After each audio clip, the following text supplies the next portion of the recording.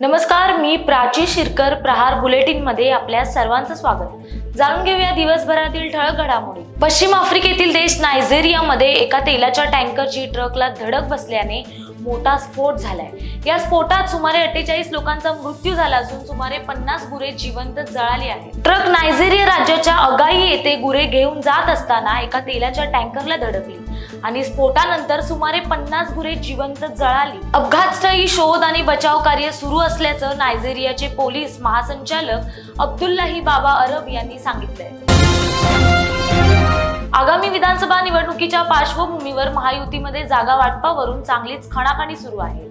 तिन्ही पक्षांमध्ये जागा वाटपावरून दावे प्रतिदावे केले जात असतानाच केंद्रीय गृहमंत्री अमित शाह विधानसभा निवडणुकीच्या पार्श्वभूमीवर तसेच गणेशोत्सव सुरू असल्याने मुंबईमध्ये लालबागच्या राजाच्या दर्शनासाठी पोहोचले होते. आज अमित शाह यांनी लालबागच्या राजाचं दर्शन घेतलं असून अमित शाह यांच्या दौऱ्यामध्ये महायुतीच्या जागा वाटपावरून निर्णय होण्याची शक्यता वर्तवली जाते.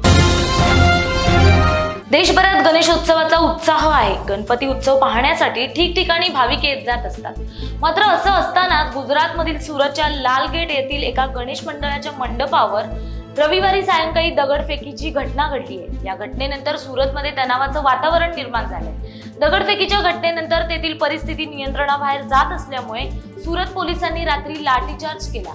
यानंतर परिस्थिती नियंत्रणात आली असल्याची माहिती सांगण्यात येते. या प्रकरणात 27 जणांना अटक करण्यात आली आहे. दरम्यान सध्या घटनास्थळी तब्बल 1000हून अधिक पोलिसांचा फौजाफाटा तैनात करण्यात आलाय. केंद्रीय गृहमंत्री अमित शाह 2 दिवसीय मुंबई दौरा आटोपून दिल्लीकडे रवाना झाले आहेत.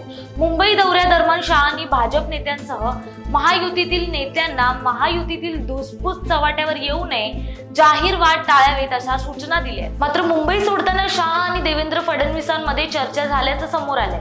वांद्र्यातील गणेश मंडळाबाहेर शाह आणि फडणवीसांमध्ये संवाद झाला. हा संवाद दोनच नेत्यांमध्ये झाल्याने शहांनी मुंबई सोडताना फडणवीसांना नेमका काय कानमंत्र दिला याची चर्चा आता सुरू झाली.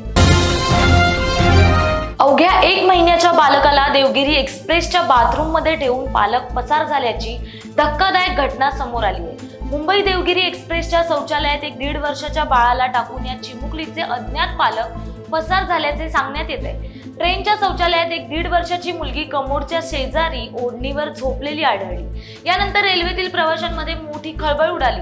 यावेळी मनमाड पोलीस ठाण्यात या बाळाच्या अज्ञात पालकांविरोधात तक्रार दाखल करण्यात आली आहे. मनमाड रेल्वे स्थानकावर बालकाला उतरविण्यात आलं असून त्यास नाशिक येथे बाल सुधार गृहामध्ये ठेवण्यात आले. लोहमार्ग पोलिसांनी अज्ञात पालकांविरोधात गुन्हा दाखल केला असून पोलीस पालकांचा शोध घेत आहेत. देशभरासह आपल्या परिसरातील बातम्या आणि सर्व अपडेट्स मिळवण्यासाठी प्रहार वेबसाईटसह YouTube, Facebook, Instagram आणि Twitterवर लाईक, शेअर, फॉलो करा. धन्यवाद.